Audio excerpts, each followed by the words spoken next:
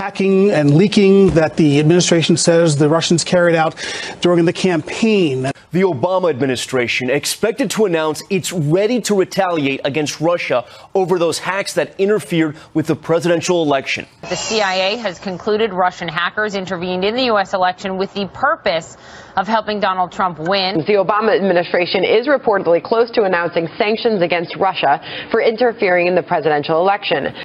And while American intelligence agencies continue to blame Russia for the hacks and the leaks that followed during the election season, no concrete proof has been presented on Moscow's involvement. President Obama himself was unable to give a concise answer to questions on the cyber attacks.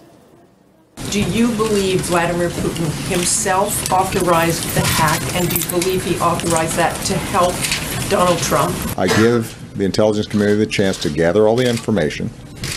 But I'd make a larger point, which is not much happens in Russia without Vladimir Putin. Do you feel any obligation now, as they've been insisting that this isn't the case, to show the proof, as it were? They say put your money where your mouth is and declassify some of the intelligence, some of the evidence that exists. We will provide evidence that we can safely provide. But I'll be honest with you, when you're talking about cybersecurity, a lot of it is classified, and we're not going to provide it. The crackdown on Russia, the U.S. expelling nearly 36 Russian diplomats and their families in what's considered the strongest American response ever to cyber hacking aimed at the U.S. President Obama is saying all Americans should be alarmed by Russia's actions. It's the most forceful American response to a state-sponsored cyber attack. The White House today striking back against Russia for interfering in the U.S. election. The president taking executive action to expel 35 Russian intelligence operatives, giving them and their families just 72 hours to get out of the U.S. And shutting down 2 Russian compounds used for intelligence gathering. One, a 45-acre estate in suburban Maryland, bought by the Russians in 1972. And this mansion on Long Island, a famous beachfront manor once owned by an oil industry executive, bought by the Russians in the 50s. Jessica, the deadline's been set, the clock is ticking, and the Russians who live and work beyond that fence behind me here have been put on notice. In the dark, the 106-year-old mansion looks like any other estate on Long Island's Gold Coast. In reality, it's a Russian government facility. Is this the Russian consulate? Yes, Russian. It's one of 2 Russian facilities identified by the White House as staging grounds for hacking attacks against the U.S. Sanctions were announced Thursday afternoon. Do you guys have to leave by tomorrow? Do you know anything about that? Mister, I don't know. Are you going to be able to stay there? Do you have to leave tomorrow? No comment. Not much happens in Russia without Vladimir Putin. The White House says there is no question Russia interfered in the U.S. election and has been harassing U.S. diplomats abroad, like this incident in July when a Russian police guard tackled a U.S. diplomat. And tonight, the Obama administration is offering new details into how Russia pulled off the cyber assault, a campaign the U.S. is calling Grizzly Step. According to this report, 2 Russian groups hacked Democratic officials and the DNC, stealing tens of thousands of internal emails. The hackers tricking their victims into handing over their credentials by mimicking their employers' email systems. And tonight, there's also retaliation we don't know about. But no details on any covert cyber actions the U.S. may take to penetrate Russia's systems. One thing we can do is let them know, hey, we're here. And what that really does is it sends a strong message. If you mess with us, we have the ability to turn on real actions against your critical infrastructures. In a statement before the announcement, Russia promised its own retaliation, saying if Washington takes new hostile steps, it will receive an answer. Any actions against Russian diplomatic missions in the United States will immediately backfire at U.S. diplomats in Russia. We have breaking news on the situation with Russia. The country already showing signs of retaliation tonight. Russian authorities have ordered the closure of the Anglo-American School of Moscow, where several children of U.S. Embassy personnel attend. Also tonight, an order to close access to a U.S. Embassy vacation home near Moscow. Russians have mocked the sanctions in a tweet from their British embassy, calling the move Cold War deja vu, labeling the Obama White House as a hapless administration. Tonight, Donald Trump suggesting that crackdown on Russia is misguided. saying in a statement, "It's time for our country to move on to bigger and better things. Nevertheless, in the interest of our country and its great people, I will meet with leaders of the intelligence community next week." That statement echoing what he said Wednesday. I think we ought to get on with our lives. The whole, age of computer has made it where nobody knows exactly what's going on. The president-elect has repeatedly refused to accept the conclusion reached by 17 intelligence agencies in October that the Kremlin interfered in the election. She has no idea whether it's Russia, China, or anybody else. It could be somebody sitting in a bed someplace. Trump's team knew the announcement was coming. What there was notification earlier today to a senior member of the president-elect's team, but no consultation in advance. Trump under scrutiny for nominating a Secretary of State with close ties to Russia's President Vladimir Putin. I've known him since 1999, and I have a very close relationship with him. Gloria joins us live from outside the Russian embassy in Washington. And tonight the Kremlin is saying President Obama is actually trying to undermine President-elect Trump? That's right, Tom. Tonight, a Kremlin spokesman is accusing President Obama of trying to spoil U.S.-Russian relations, as well as undermine the foreign policy plans of the incoming administration.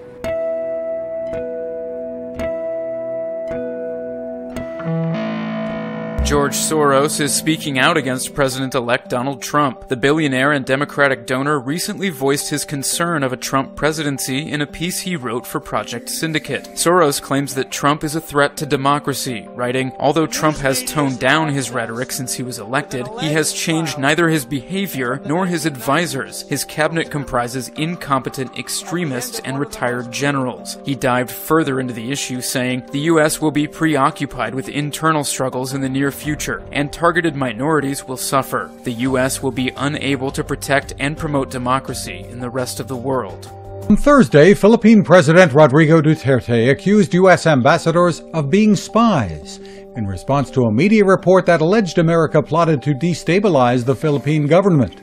While the volatile former mayor said that he had seen no intelligence reports to verify the alleged U.S. plot, he stated that he still believes that most ambassadors are working with the Central Intelligence Agency, which has a track record of meddling with other countries' affairs. In a television interview, Duterte said, "Most of the ambassadors of the United States, but not all, are not really professional ambassadors. At the same time, they are spying. They are connected with the CIA." In response, the U.S. State Department has described the allegations as false. In a move almost guaranteed to anger China, Taiwanese President Tsai Ing-wen is scheduled to pass through the United States on her way to Latin America next month. According to Foreign Ministry on Thursday, China had previously urged the U.S. to block the transit stopover. According to the ministry, details of the stopover will be disclosed before the end of the week. I think everyone is clear about the Taiwanese leader's real intentions in passing through the U.S. We hope the U.S. can abide by the One China policy and the principle of 3 China-U.S. joint communiques and not let her pass through their border, not give any wrong signals to Taiwan's independence forces, and through concrete actions safeguard overall U.S.-China relations and peace and stability in the Taiwan Straits. Beijing has been deeply suspicious of Tsai Ing-wen's actions, considering them as a push to formally announce independence. Taiwan confirmed that Tsai would visit Honduras, Nicaragua, Guatemala, and El Salvador, and will transit in the U.S. It's been a rough year for Turkey, and out on the streets of the capital, Ankara, Turks reflect on what impacted them the most. Of course, the biggest event was the coup attempt. It affected our daily lives. The economy was going well, but after the coup attempt, we had some trouble. I think it was the coup attempt, bombings in Ankara, and the terrorist incidents. The increase of the dollar. Last year it was 2 liras, but this year it is 4 liras.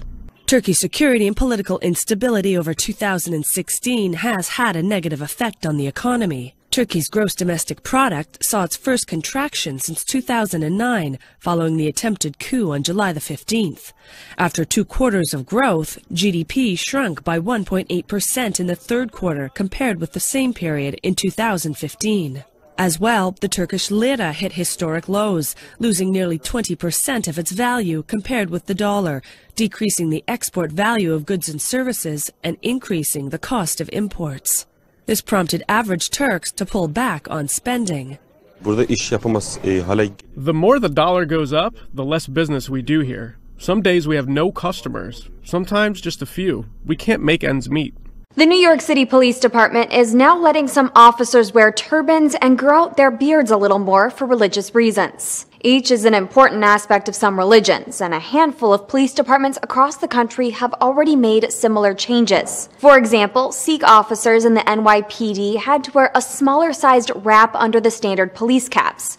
Now they can forgo the caps and have police brass fastened to a navy blue turban. We're making this change to make sure that we allow everybody in New York City that wants to apply and have the opportunity to work in the greatest police department in the nation, to make sure that we've given them that opportunity. Specifically, the new policy lets officers grow beards up to ½ an inch with approval, but some in the Sikh community argue that change doesn't go far enough. The NYPD says longer facial hair doesn't work with certain gas masks. The department currently employs around 150 Sikh officers and 1,000 Muslims. Millions are expected to brave whatever weather hits New York's Times Square Saturday night to ring in the new year. On Sunday, the place to be will be Pasadena, California, for the Rose Parade. Security at both will be tighter than ever.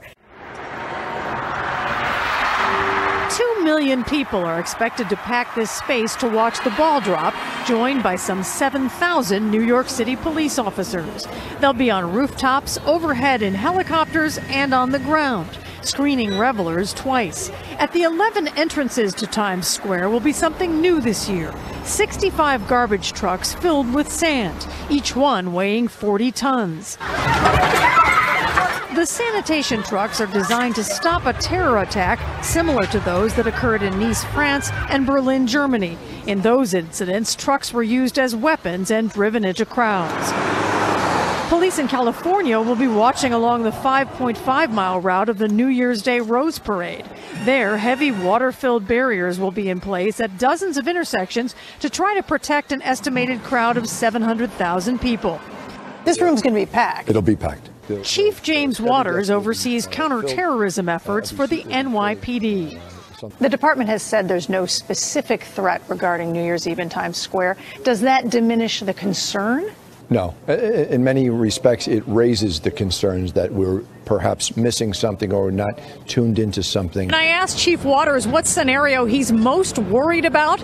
He told me, Rena, that lone wolf attacker, the one who's been flying under the radar but has decided that New Year's Eve is going to be his night too, as the chief put it, go from zero to hero. While environmentalists and activists won their fight to stop the Dakota Access Pipeline, a similar battle is getting started in Florida, where activists across the state turned out today to protest the construction of a $3 billion pipeline.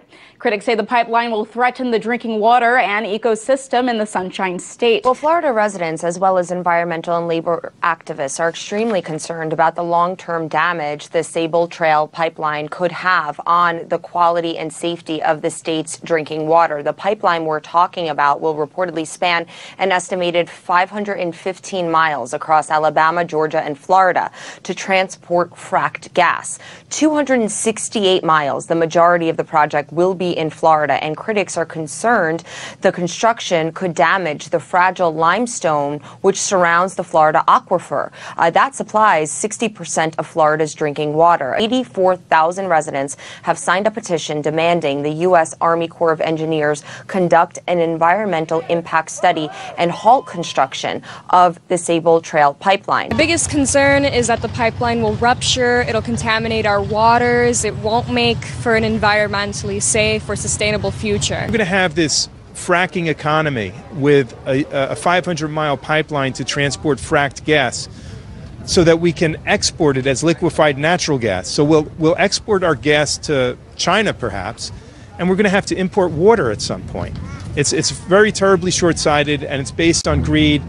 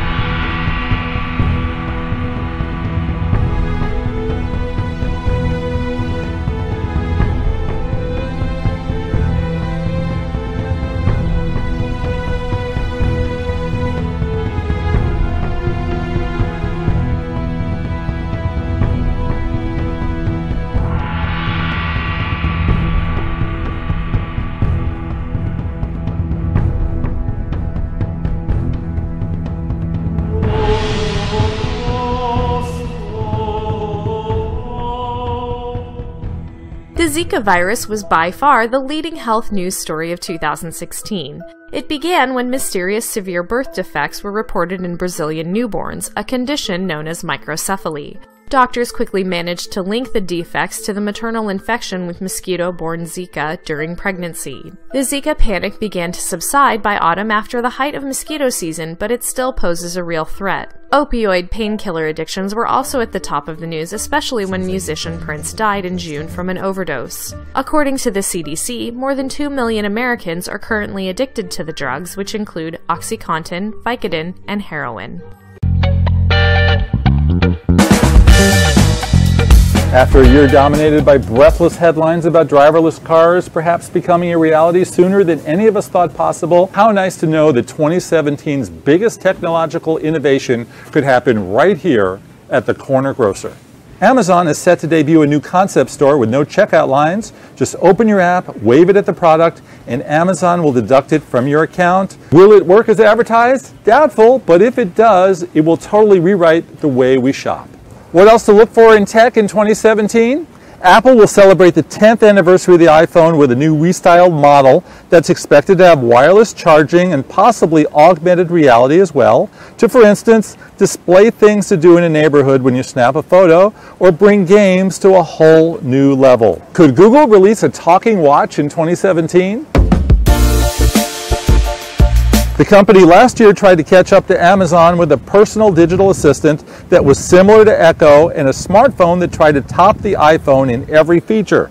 So analysts I've spoken to think Google could strike in 2017 with a smartwatch that tops Apple's by responding to voice commands in a way that would be vastly superior to Siri.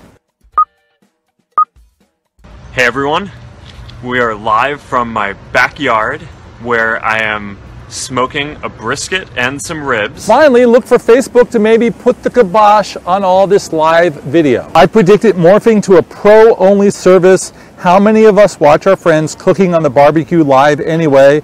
That's the problem. This New Year's Eve, an extra second will be tacked onto the world clock in order to keep clocks in sync with the Earth's rotation.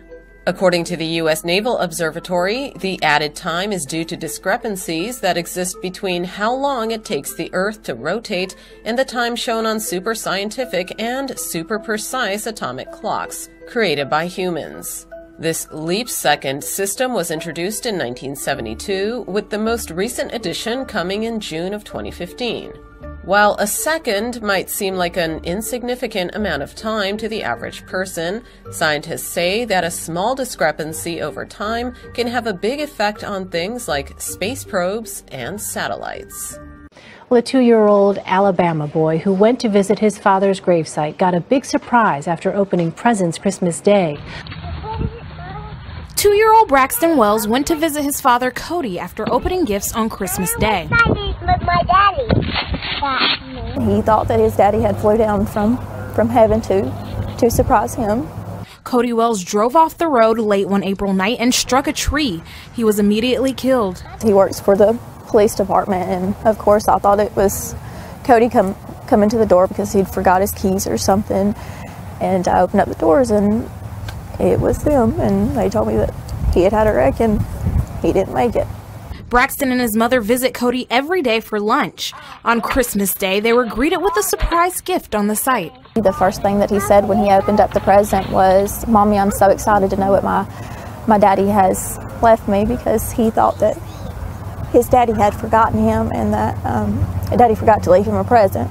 Chris Blake, who designed Cody Wells' headstone, left the box of toys on the site as a gift from Braxton's father. It's very special to know that there are actually still good people out in this world that want to do nice things for other people. The Wells leave toys at the site so that Braxton can still play with his father. So to have these toy cars added was very special. Just to see the smile on his face meant the world to me, because he's been a very unhappy little boy for a long time. In Fort Payne, Olivia Steen, WHNT News 19. Well, it was the family's first Christmas without their dad, but Mom Danielle says this special gift really touched her heart.